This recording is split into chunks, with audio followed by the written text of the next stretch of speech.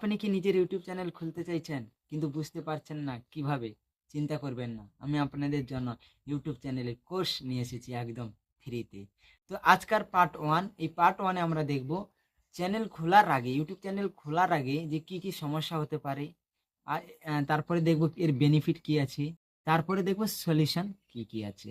তো বন্ধু, আজকাল আমরা যে পার্ট ওয়ান, যে পার্টটায় আমরা দেখব সমস্যা কি হতে পারে। ঠিক আছে বন্ধু, কি কি সমস্যা আছে আমরা একটা যদি ইউটিউব চ্যানেল খুলতে যাই, যে কি কি সমস্যা আছে, তো চলুন আমি দেখাচ্ছি। ঠিক আছে, তার আগে আমি বলি, আমি 2016 থেকে, ঠিক আছে, আ- আমি 2016 থেকে আমি ইউটিউব চ্যানেল অনেকগুলো খুলেছি খুলেছি কিন্তু সব ডিলিট হয়ে গেছে। কারণ আমার ভুলের কারণে, কারণ আমি জানতাম না ইউটিউবের যে নিয়ম কানুন ছিল সেগুলো আমি জানতাম না। এবার ডিলিট কেন হয়ে গেছে? কারণ আমি যে ডিজে চ্যানেল, মানে আমি যে চ্যানেলগুলো বানিয়েছিলাম ইউটিউব চ্যানেল, আমি হচ্ছে ডিজে গান বানাতাম। ঠিক আছে, তো ডিজে গানের উপরে যে কিভাবে ডিজে গান বানাতে হয়, আবার গানও ছাড়তাম। এইবারে আমার কিন্তু 2016 সালে যখন আমি ছাড়ি, আমার সঙ্গে সঙ্গে মানে ভাইরাল হয়ে গেছিল ইউটিউব। ঠিক আছে, আর অনেক সাবস্ক্রাইবারও এসেছিল।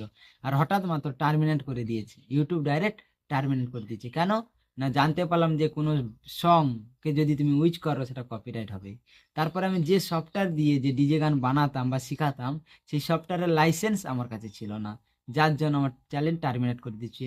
আমি দু তিনবার অনেক খুলেছি, এখন টার্মিনেট করে দিই। আমি তো কোনো বুঝতেই পারতাম, তখন 2016 তো আমি অত নলেজ ছিল না।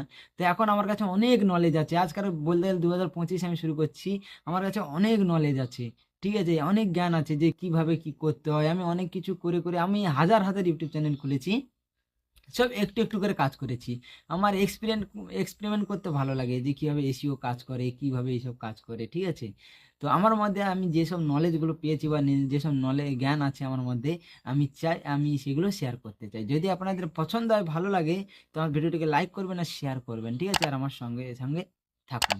আর আপনাদের যদি কোনো কিছু জানার থাকে, তো আপনারা কমেন্ট করবেন, আমি সেই ভিডিও নিয়ে আসার চেষ্টা করব। ঠিক আছে বন্ধুরা, তো চলুন আমি এই সলিউশনের যে কিছু ধাপ, সরি, সমস্যাগুলো কি কি আছে সেটা আমি বলি। প্রথম লিখেছি, আমি টপিক একটা লিখে রেখেছি। প্রথম হচ্ছে প্রতিযোগিতা, হাই কম্পিটিশন। ঠিক আছে, ইউটিউবে এখনকার এত ভিডিও মানে বলার মতো না।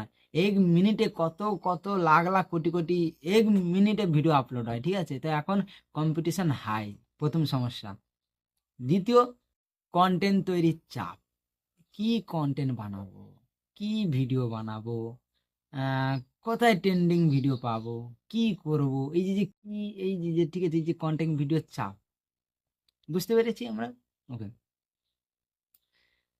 তারপরে আচ্ছা, টেকনিক্যাল সমস্যা। টেকনিক্যাল সমস্যা মানে ভিডিও এডিটিং তোমাকে জানতে হবে। তারপরে ক্যামেরা, মাইক্রোফোন, এই যে যেমন একটু ভালো মানের মাইক্রোফোন লাগবে বা হেডফোন লাগবে, ফোন, ক্যামেরা, এটা টেকনিক্যাল ইস্যুস আছে। ঠিক আছে, তো আপনারা বুঝতে পারছেন। হ্যাঁ, মানে তারপরে তারপরে রেখে দিয়েছি আমি আর্থিকের বিনিময়, মানে ওই একটা হেডফোন কিনতে গেলে কিছু টাকা খরচা করতে হয়। যদি আপনার কাছে পুরনো কোনো হেডফোন থাকে বা ফোন থাকে, তুমি সেটাই করতে পারো। যেমন একটা টাইফয়েড, আমি একটা টাইফয়েড বানিয়েছি। ঠিক আছে, বোতল দিয়ে, ওই বাঁশ লাগিয়ে, মানে একটা ডান্ডা লাগিয়ে, যে যে ক্যামেরাটা হচ্ছে, কিছু কিছু জোগাড় করে নিতে পারো ফ্রিতে। আর না হলে তুমি যদি একটু বেস্ট, এখনকার সময় তোমাকে বেস্ট কোয়ালিটি দেওয়ার জন্য, আর আমি যে এখন যে শ্যুট করছি, যে ভিডিওটা হচ্ছে, এটা হচ্ছে আমার স্যামসুং গ্যালাক্সি A12, এই ফোন দিয়ে আমি এখন শ্যুট করছি। তাও কিছু এডিটিং করে আমি ভিডিওটাকে একদম সেই লেভেলে বানিয়ে দিই। ঠিক আছে, তো আমি আপনাদেরকে শিখাবো যে কিভাবে ভিডিও এডিটিং করতে হয়। হ্যাঁ, আমার কাছে যেসব জ্ঞান নলেজ আছে আমি তোমাদেরকে ফ্রিতে দিয়ে দেবো একদম। আর হ্যাঁ, যারা বলছিলাম, তো এই কিছু ইনভেস্ট করতে হয়। যদি কারো সেরকম হেডফোন না থাকে, ফোন না থাকে, একটা কিনতে হয়। ঠিক আছে, তো এটি একটা লিখে রেখেছি, আর্থিকের প্রবলেম হয়, সমস্যা হয়। তারপরে আছে মনিটাইজেশন, মানে মনিটাইজেশনের চ্যালেঞ্জ। ঠিক আছে, তোমাকে আবার 1000 সাবস্ক্রাইবার লাগবে, 4000 ওয়াচ টাইম লাগবে। তো মানে এই একটা সমস্যা, বুঝতে পারছি। তারপরে লিখে রেখেছি নেগেটিভ মন্তব্য এবং সমালোচনা। এই যে আমি যেমন ভিডিও বানাচ্ছি, এই ইউটিউব চ্যানেলে কেউ কমেন্ট, কেউ গালি দেবে, কেউ ভালো কথা বলবে, কেউ আবার অনেক কিছু বলে দেবে। ঠিক আছে, তো এই সব নেগেটিভ সমালোচনা তুমি যখন ইউটিউব চ্যানেল করবে, তো তোমার মধ্যে আসবে, এই সমস্যা একটা আসবে। ঠিক আছে, এগুলোকে তোমাকে এড়িয়ে চলতে হবে। তারপরে প্রবলেম নিয়মিত আপলোডের প্রয়োজন। এবারে তোমাকে সবসময় ভিডিও একটা বানিয়ে রাখতে হবে আপলোডের জন্য, ঠিক আছে? আমি অ্যাকচুয়ালি আমি আজকে সফল হয়েছি মানে অ্যাফিলিয়েট মার্কেটিং দিক দিয়ে, এই মেসো অ্যাপসের দিক দিয়ে। ইউটিউবে আমি অতটা মানে ইউটিউবে অনেক চ্যানেল খুলেছি কিন্তু আমি বেশি সময় করিনি, ঠিক আছে? এক দুটা ভিডিও ছেড়ে দিলাম, তারপরে বাস বন্ধ।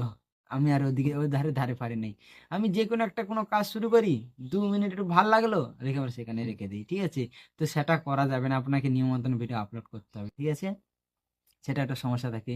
তারপরে অ্যালগোরিদম পরিবর্তন, এটা খুব ভাইটাল জিনিস। অ্যালগোরিদম, ইউটিউবের অ্যালগোরিদম বা এসইওটা সবসময় চেঞ্জ হতে থাকে, ঠিক আছে? তুমি যদি এখন একটা ইউটিউব ভিডিও দেখো যে তুমি এই সেটিংগুলো করো, এই সেটিং করলে তোমার ভিডিও ভাইরাল হবে, তার কথায় যুক্তি আছে, কিন্তু ভাইরাল হবে।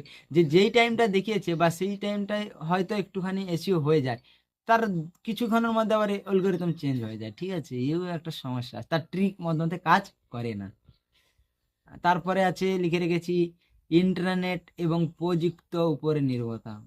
ভালো মানের ইন্টারনেট তোমার লাগবে, আনলিমিটেড একটু ডাটা নেওয়ার চেষ্টা করতে হবে। এখন তো মানে জিও এসে খুব করে দিয়েছে, একটা 5G ফোন নাও, 350 টাকা রিচার্জ মারো, আনলিমিটেড ডাটা চালাও, একদম ওয়াইফাইয়ের মতন, ঠিক আছে? তো এই একটা পয়সা ইনভেস্ট করতে হয়, হ্যাঁ। ইন্টারনেটের একটা প্রবলেম সমস্যা থাকে।